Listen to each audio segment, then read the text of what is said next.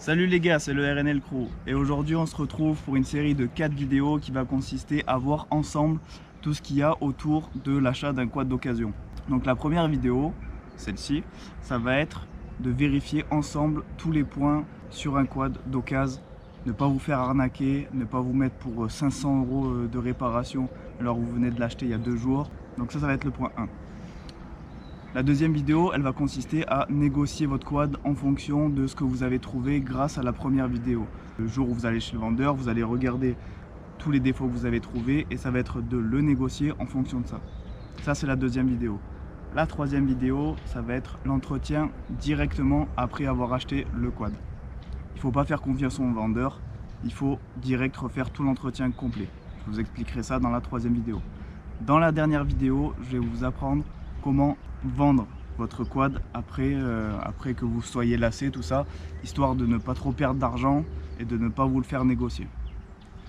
Donc pour l'occasion, je vous ai sorti le petit 450Y FZR que j'ai acheté récemment. Il a plein de petits défauts, donc c'est pour ça que ça va être sympa de pouvoir vous montrer comment je les ai repérés et aussi de vous dire à combien il était affiché et à combien je l'ai payé grâce aux négociations. Donc voilà, on se retrouve directement pour la vidéo. Donc voilà, admettons que vous êtes chez le vendeur et vous êtes face à ce quad. La première étape, ça va être de tout vérifier, ce qui est train avant.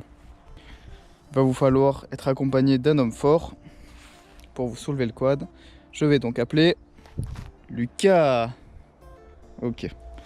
Bon, en attendant que l'homme fort arrive, vous allez vérifier le jeu à l'intérieur des bagues. Donc il y a des bagues en plastique ou en cuivre ou ce que vous voulez. Et si les bagues ont du jeu, il faut les changer. Vous allez prendre la roue comme ceci et faire aller d'avant en arrière. Et là vous allez regarder exactement ici si ça bouge ou non. Donc là vous voyez qu'il y a un léger jeu et un léger bruit. Donc là ça veut dire que les bagues vont être à changer incessamment sous peu. Ensuite, vous avez besoin d'un homme fort pour vous soulever le quad et vous allez faire tourner les roues. Juste tourner la roue, ça va être pour voir si la jante n'est pas voilée. Homme fort soulève tout le quad. Donc là, vous voyez, la roue tourne nickel. Celle-ci, c'est pareil, elle n'est pas voilée. Vous allez pouvoir entendre si le roulement grogne. À l'intérieur, là on a vu que ça n'a pas fait de bruit quand la roue a tourné. Ça veut dire que les roulements à l'intérieur sont bons.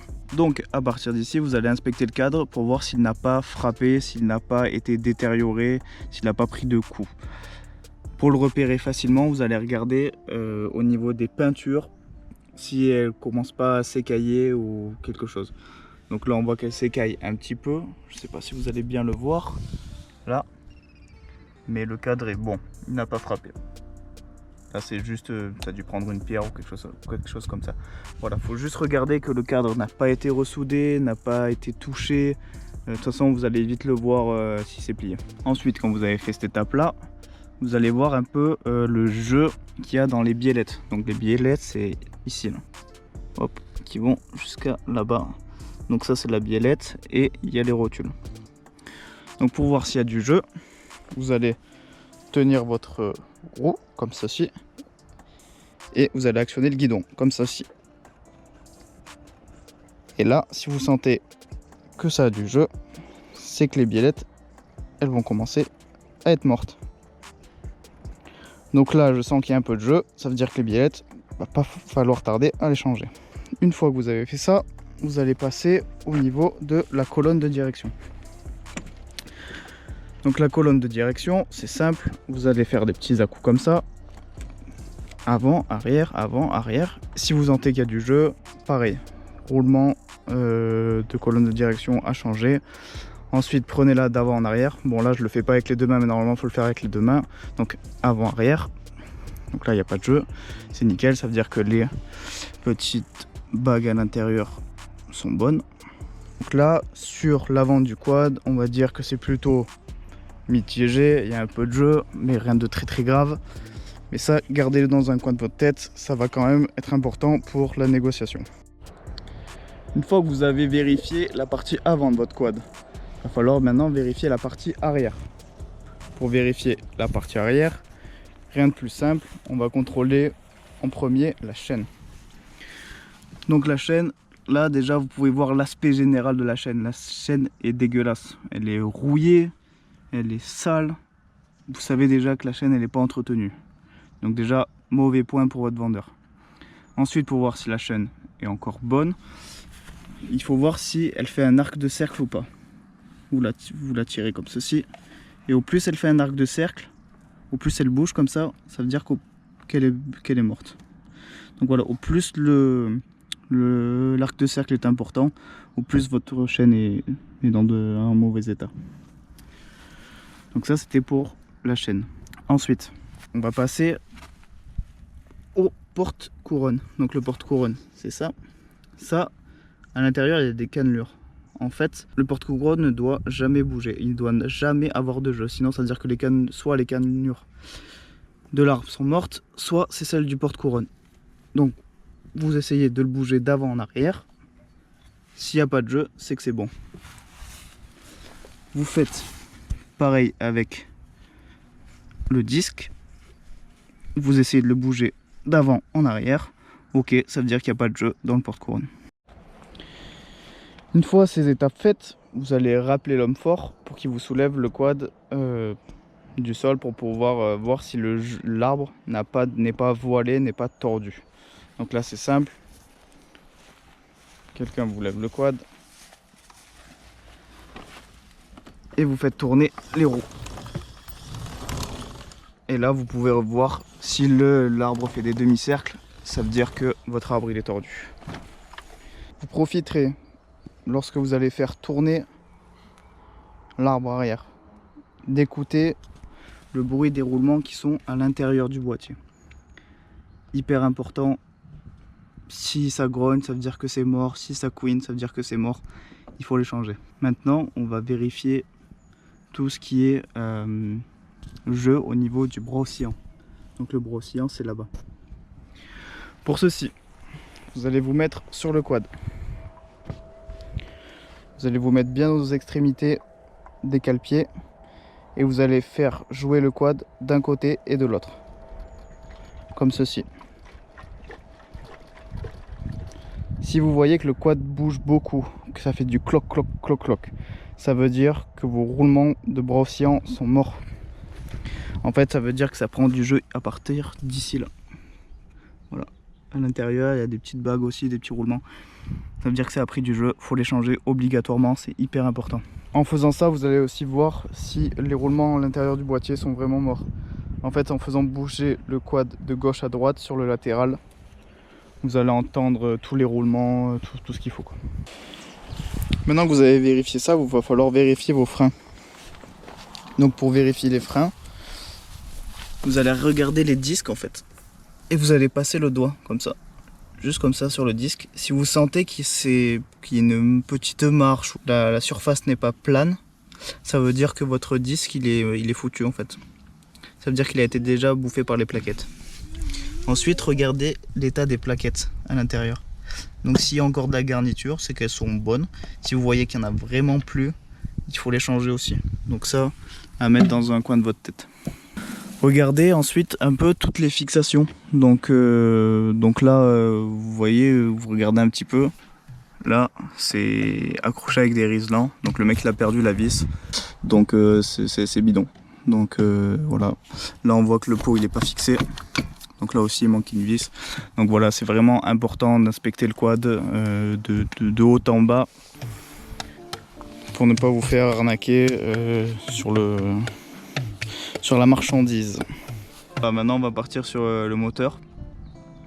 Donc pour vérifier le moteur d'abord, regardez un peu le niveau d'huile à l'intérieur. Donc là vous le laissez à plat, bien à plat. Hop. Vous tirez le niveau d'huile. Là vous voyez qu'il n'y a pas d'huile déjà. Ça en dit long sur l'état du moteur. Déjà là même quand c'est comme ça, démarrez même pas le quad, vous dites au mec il n'y a pas d'huile dans le quad. Ça veut dire que le quad il a tourné sans huile, c'est très mauvais. Ensuite, regardez aussi au niveau d'ici le niveau de liquide de refroidissement. Donc voilà, pareil, s'il n'y en a pas assez, démarrez même pas le quad, ça veut dire qu'il va chauffer. Si tous les niveaux sont bons, vous allez démarrer le quad. Regardez que le démarreur ne fasse pas de bruit et que le quad démarre facilement. Une fois que le quad a démarré, laissez-le tourner tranquillement jusqu'à ce que le quad monte en température, chauffe et déclenche le ventilateur. Attendez vraiment que le ventilateur se déclenche. En fait, si le ventilateur ne se déclenche pas, ça veut dire que soit le ventilateur est mort, soit que la sonde est morte. S'il se déclenche, ça veut dire que la sonde est bonne et que le ventilateur aussi. Donc voilà, pour vérifier ça, laissez bien le ventilateur se déclencher en premier. Maintenant que vous avez vérifié, le ventilateur tourne bien, le moteur fait un bon bruit, pas de grognement à l'intérieur, pas de bruit bizarre, vous allez pouvoir aller essayer le quad. Donc essayer le quad, c'est pas juste se mettre dessus, aller faire un tour, non. Quand vous essayez un quad, il faut vérifier que toutes les vitesses passent, que le quad tire bien, que le quad tire droit. Voilà, il y a beaucoup de choses à vérifier, faites-le, c'est important, que l'embrayage ne colle pas. Voilà, c'est des choses, que les freins fonctionnent bien. C'est des choses très importantes à vérifier. Vérifiez également aussi qu'il n'y ait pas de voyant moteur qui s'allume ou de voyant surchauffe. Voilà, surtout à vérifier, c'est pas juste d'aller faire un petit tour comme ça pour le fun. Voilà, pour la partie moteur, c'est à peu près tout. N'hésitez pas aussi à regarder l'état du filtre à air. Ça va vous donner une idée sur la façon dont la personne s'occupait de son quad. Donc là, hop, vous démontez la selle. Donc là, c'est la boîte à air. Vous enlevez les clips et vous regardez l'état du filtre. Donc là, le filtre, il est pas trop dégueulasse. Ça veut dire que le mec, il a l'air plutôt d'entretenir sa machine. Mais regardez quand même dans la boîte à air, vous voyez qu'il y a de l'huile un peu, bon, pas top. Voilà, ça c'est le reniflard qui expulse un peu d'huile. Bon, c'est pas très grave, mais c'est quand même à surveiller. Regardez aussi l'état de la batterie, demandez les factures, quand est-ce qu'il l'a changé. Voilà, maintenant que vous avez fait plus ou moins le tour du quad, on va passer à la partie plus ou moins esthétique. Donc c'est là où vous allez regarder tous les coups qu'il y a dessus. Donc là, vous voyez que c'était abîmé. Là, les amortisseurs sont pités, les triangles pareil. Bon, on voit que le mec quand même il a mis une sorte de protection du scotch, je sais pas trop ce que c'est. Bon, c'est pour protéger un peu, donc bon, ça veut dire qu'il était un minimum consciencieux. Donc voilà, vous regardez bien que la selle elle n'est pas des trous partout, qu'elle soit pas abîmée. Donc là, on voit par exemple qu'il y a du scotch. Ça veut dire que la selle elle est trouée. Donc là, comme je vous ai dit tout à l'heure, vous voyez que ça s'est fixé au riselant. Là, il manque une vis. La chaîne est rouillée, tout ça. Donc voilà, l'aspect général du quad, il est pas au top. Sur l'esthétique, n'hésitez pas aussi à regarder les commodos, voir que tout fonctionne bien, que les klaxons fonctionnent bien, que les feux pareil, le démarreur pareil, que votre frein de parking fonctionne aussi très bien. Voilà, vraiment regardez tout. Chaque chose est importante, chaque chose est à noter. Voilà les gars, c'est la fin de cette vidéo. On a pu voir ensemble tout ce qu'il fallait voir et vérifier sur un quad d'occasion lorsque vous allez chez le vendeur. Donc vous inquiétez pas si vous n'avez pas retenu, pas tout retenu en tout cas. Sur le site Rhino Limit, je vous ai mis un petit article sur lequel je vous détaille toutes les étapes. Je vous ai mis aussi un petit document PDF où il y a toutes les étapes et où vous pouvez cocher à chaque fois que vous avez fait une étape. Donc voilà, si vous allez chez le vendeur avec ça, je pense pas que ça le dérangera. Si le quad n'a rien à se reprocher, ça ne devrait pas le déranger. Donc voilà, c'est la fin de cette vidéo. Prenez soin de vous et bon courage pour votre futur achat.